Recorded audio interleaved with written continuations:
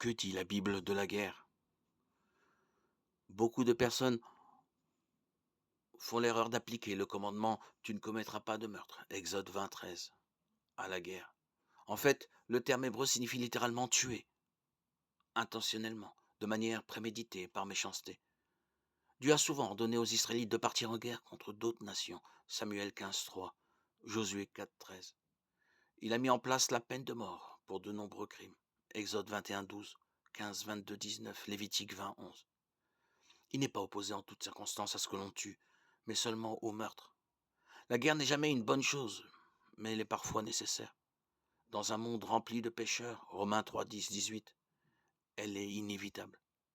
C'est parfois la seule manière d'empêcher des pécheurs de faire beaucoup de mal à des innocents. Dans l'Ancien Testament, Dieu a ordonné aux Israélites d'exécuter la vengeance de l'Éternel contre Madian, Nombre 31:2. Deutéronome 20:16-17 déclare: Mais dans les villes des peuples dont l'Éternel ton Dieu te donne le pays pour héritage, tu ne laisseras la vie à rien de ce qui respire.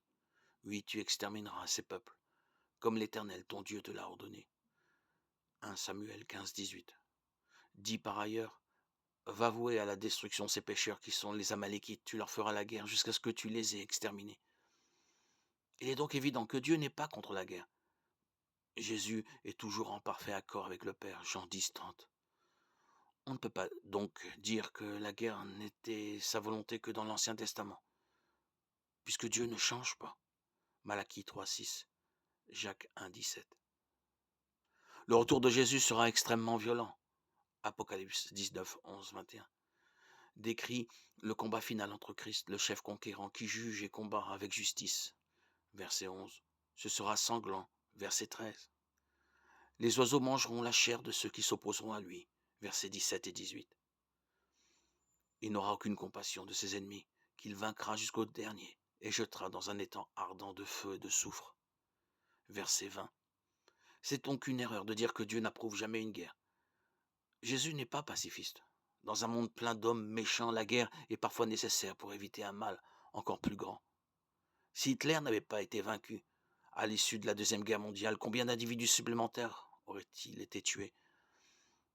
Sans la guerre de sécession, combien de temps encore les Afro-Américains auraient-ils souffert comme esclaves? La guerre est une chose terrible. Certaines guerres sont plus justes que d'autres, mais elles sont toutes une conséquence du péché. Romains 3, 10, 18. En même temps, Ecclésiaste 3, 8 déclare: Il y a un temps pour aimer et un temps pour détester, un temps pour la guerre et un temps pour la paix. Dans un monde rempli de péché, de haine et de mal, la guerre est inévitable. Les chrétiens ne doivent pas la souhaiter, mais ils ne doivent pas non plus s'opposer au gouvernement que Dieu a placé au-dessus d'eux. Romains 13, 1, 4, 1 Pierre 2, 17.